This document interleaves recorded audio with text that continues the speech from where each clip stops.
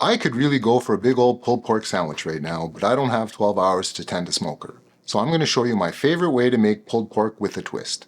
Indian pulled pork. That might sound a little weird, but it's amazing. All the goodness of pulled pork and an Indian-inspired barbecue sauce without having to tend a fire for the whole day. Let's get into it. This shining example of porcine splendor is pork shoulder, and it's the right cut for pulled pork. In fact, it's the only cut for pulled pork. As an added bonus, it's cheap. Great way to please a crowd for not a lot of money. It has to be pork shoulder because it's cooked low and slow, like real barbecue, so we need all of that wonderful connective tissue and fat.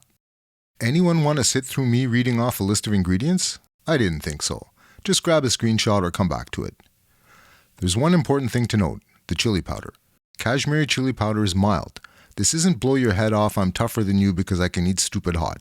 This is about balanced flavors. Don't substitute a different chili powder. Mild is good, so you can actually taste what you're eating. Heat a big pot over medium heat, add about 3 tablespoons of oil and brown the pork well on all sides. Remove and set aside. Hood fan on high? Check. Apply medium-low heat and toss in the cassia stick, mustard seed, and curry leaves if using. Cook for about 30 seconds, then toss in 1 1/2 cups of thinly sliced shallots. Keep cooking until the shallots get to a state of golden brown deliciousness, then add a 1/4 cup of garlic ginger paste and fry that out for another minute. Public service announcement. Make garlic ginger paste yourself. Homemade is great. Store-bought, seriously meh. Turn the heat to medium-low and toss in 2 tablespoons of Kashmiri chili powder, 2 teaspoons of coriander powder, a 1/2 teaspoon of amchoor powder, 2 teaspoons of cumin powder, 2 teaspoons of paprika, 1 teaspoon of ground black pepper, and 1 teaspoon of kosher salt. Give that a good stir to really mix the spices and the onion mixture together. Add a little oil if it seems dry and cook for about 3 minutes, then add in the diluted tomato paste. Stir some more and add 3 tablespoons of cider vinegar and 2 tablespoons of brown sugar. Do make an effort to get tamarind paste. I find it adds a nice tart, sour tang to the dish.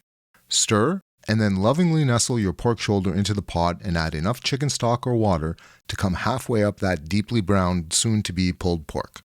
Cover and place in an oven that's been preheated to 300 degrees Fahrenheit. After about 45 minutes, remove from the oven and making sure you take the appropriate level of care, flip the pork and return it to the oven. While that's cooking, let's make an Indian-inspired slaw to go with our Indian-inspired pulled pork.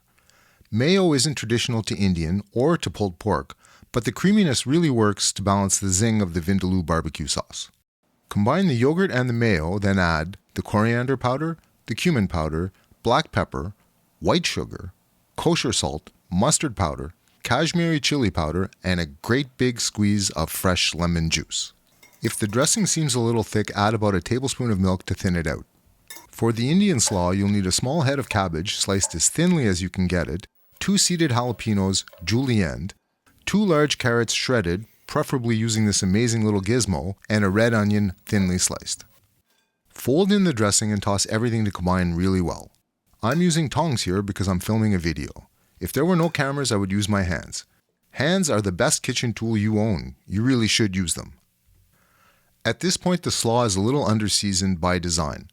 Taste and adjust for salt and pepper, and maybe add the big handful of cilantro I forgot, then cover with cling wrap.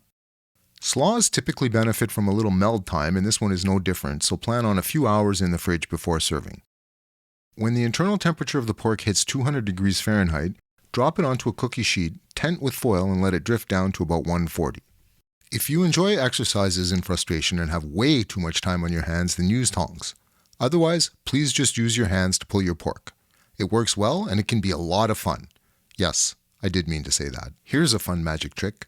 Let the sauce stand and watch the fat separate. Make spooning it off easy, and it's probably a good idea to spoon it off if you don't want your cardiologist on speed dial. Heat the sauce up and pour it over the shredded pork. Use all of it, the pork will soak it up. This time things are too hot to use your hands, so sadly you will need to stick with tongs. As always, taste and adjust your seasoning. This is an over-the-top sandwich, so it needs an over-the-top bun. Toss a tablespoon of butter in a skillet, swirl to evenly coat, and toast a brioche bun until it's golden brown. This might seem a little decadent, that's because it is, but do it anyway, it's really good. While we're on the subject of decadent, this is a pile-high sandwich. This is a pile-seriously high sandwich, as high as you can get it. As much pork as you can balance on the bun, and then as much slaw as you can pile on top of that. top the future king of sandwiches with its crown and then get ready to dig in. This is one tasty sandwich if I do say so myself. It has everything. Juicy pork wrapped up in a not too spicy, super flavorful sauce up against the crunch of Indian slaw. It's probably bad YouTube etiquette that I had to take an extra bite, but you know what? I don't care. If you've enjoyed this video and you'd like to see more, please give me a like, or better yet, subscribe. And remember, life's too short for bad food.